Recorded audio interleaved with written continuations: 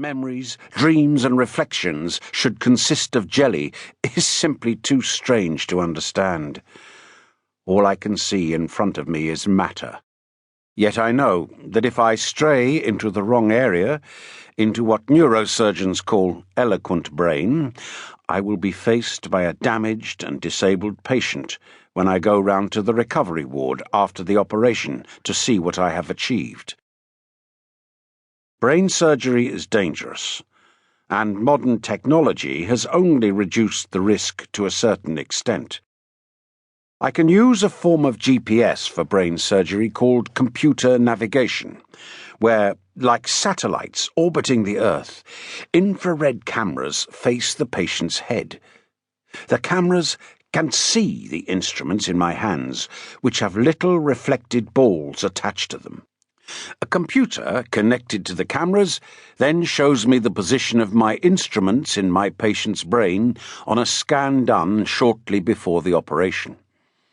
I can operate with the patient awake under local anesthetic so that I can identify the eloquent areas of the brain by stimulating the brain with an electrode. The patient is given simple tasks to perform by my anaesthetist so that we can see if I am causing any damage as the operation proceeds. If I am operating on the spinal cord, which is even more vulnerable than the brain, I can use a method of electrical stimulation known as evoked potentials to warn me if I am about to cause paralysis. Despite all this technology, neurosurgery is still dangerous. Skill and experience are still required as my instruments sink into the brain or spinal cord, and I must know when to stop. Often it is better to leave the patient's disease to run its natural course and not to operate at all. And then there is luck, both good luck and bad luck. And as I become more and more experienced, it seems that luck becomes ever more important. I had a patient to operate on with a tumour of the pineal gland.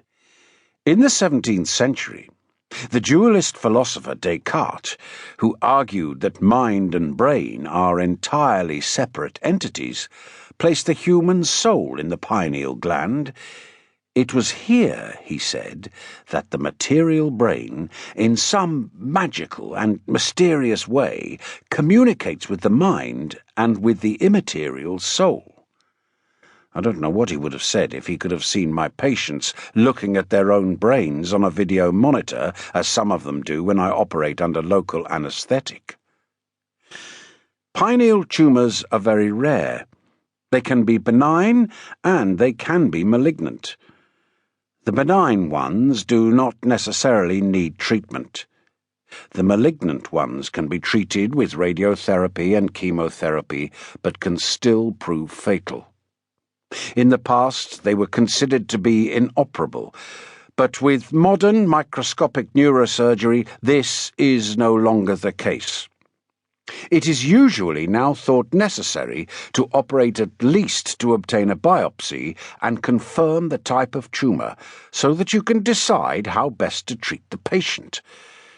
The pineal is buried deep in the middle of the brain, so the operation is, as surgeons say, a challenge. Neurosurgeons look at brain scans showing pineal tumours with both fear and excitement, like mountaineers looking up at a great peak that they hope to climb.